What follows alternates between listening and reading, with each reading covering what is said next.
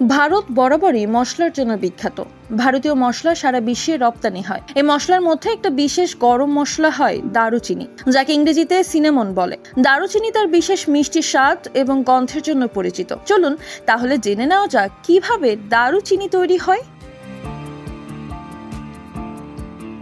দারুচিনি গাছ সঠিক আকারে বড় হলে তা কেটে গাড়ি বোঝাই করে কারখানায় আনা হয় এবং এখানে প্রথমে পানি দিয়ে পরিষ্কার করা হয়। কারখানার দক্ষ শ্রমিকেরা এসব ডাল থেকে গিট খুলে ফেলে। এই শ্রমিকেরা খুব সাবধানে ধারালো অস্ত্র দিয়ে শাখাগুলির উপর থেকে ছাল আলাদা করে এবং এই ছালটি নিজেই দারুচিনি। ছোট দারুচিনির টুকরোগুলোকে বড় জালের উপর শুকানোর জন্য রাখা হয়, যাতে ভালোভাবে শুকিয়ে যায়। আপনাকে বলি, দারুচিনি রোদে শুকানো হয় না, কেবল ছায়াতেই শুকানো হয়। এতে সেরা মানের দারুচিনি তৈরি করা হয়। মানুষ আস্ত দারুচিনি এবং এর পাউডার উভয়ই ব্যবহার করে, তবে আস্ত দারুচিনির চাহিদাই বেশি। কারখানায় দারুচিনির টুকরোগুলোকে প্যাকেটজাত করা হয় এবং গুঁড়ো করা হয়। যে গাছ থেকে দারুচিনি পাওয়া যায় তাকে আমরা দারুচিনি বললেও গাছের নাম দারুচিনি ভিরু। এগুলো প্রধানত দক্ষিণ ভারত এবং শ্রীলঙ্কাতে পাওয়া যায়। এটি উচ্চ বৃষ্টিপাতের অঞ্চলে জন্মে। আসলে দারুচিনির রং হালকা বাদামি এবং এটি হাতে ধরলে রং ছাড়বে না। কখনো কখনো নকল দারুচিনির রং দিয়ে প্রলেপ দেওয়া হয়। এটা আসল এবং নকলের মধ্যে পার্থক্য বলতে পারেন।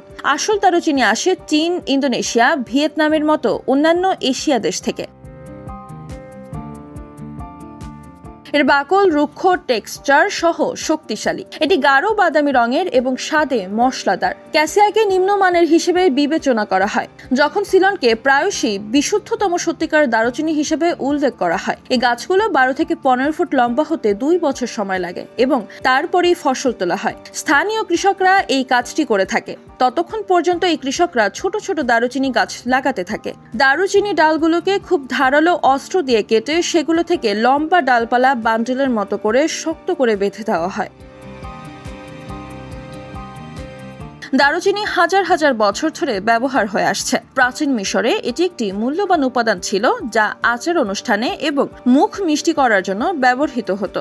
আজও দারুচিনির সারা বিশ্বে ব্যবসা করা হয় এবং এটিকে মশলার রানী বলা হয়। এছাড়াও দারুচিনির অনেক স্বাস্থ্য উপকারিতা রয়েছে। এটি ডায়াবেটিক্স, হৃদরোগ এবং সংক্রমণের বিরুদ্ধে সুরক্ষা প্রদান করেন। এটি একটি প্রাকৃতিক অ্যান্টিঅক্সিডেন্ট, যা আমাদের শরীরকে সুস্থ রাখতে সহায়তা করে।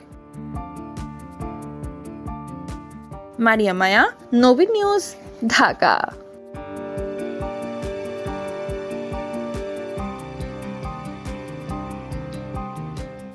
এখন থেকে প্রবাসীদের সকল অভিযোগ প্রকাশ করবে নবীন নিউজ।